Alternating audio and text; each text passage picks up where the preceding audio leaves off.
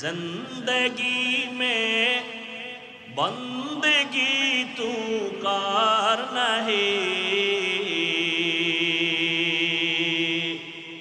जिंदगी में बंदगी तू कार नहीं,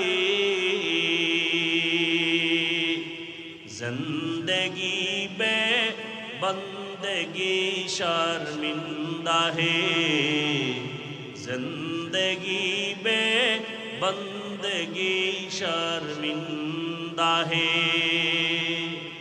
दुनिया में हो दुनिया का तलबगार न हो, बाजार से गुजर हो खरीदार न हो।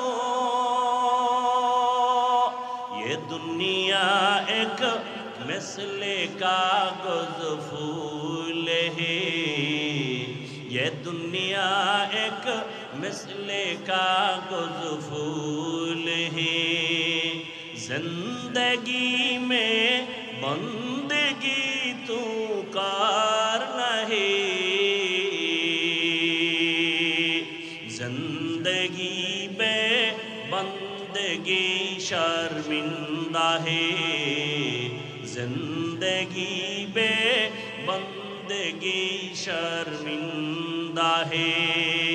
जिंदगी में बंदगी कुन बंदगी, बंदगी बे जिंदगी शर्मिंदगी।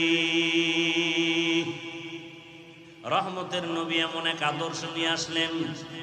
রহমতের নবীর আদর্শ আজকে যদি সুমন সাহেব আপনাদের জনগণের নেতা হিসাবে পরিচিত, তিনি যদি চাইতেন এখানে একটা সমাবেশ করবেন, দুনিয়ার লাইনে তার আসা যাওয়ার গাড়ি ভাড়া দিতে হবে, বসার জন্য ভিআইপি ব্যবস্থা, ঠিক নেই? কিন্তু এখানে যারা আসছেন কোরআনের মহব্বতে, রহমতের নবীর মহব্বতে, রবিউল আউয়ালের মহব্বতে, উলামায়ে কেরামের বয়ান শোনার জন্য আসা যাওয়ার ভাড়া দিছেনি, দিবেনি, দেওয়ার আশা আসেনি, বরং ফাঁকে দিয়ে আরো টাকা পয়সা কিছু রেখে দেওয়া হলো, ঠিক নেই?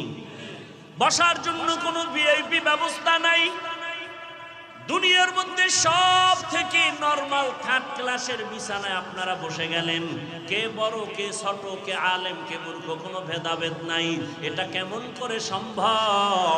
একমাত্র রসুলের আদর্শ মানার কারণে সম্ভব। তুকু যাও সুন্নতে আহমদ কু যাও।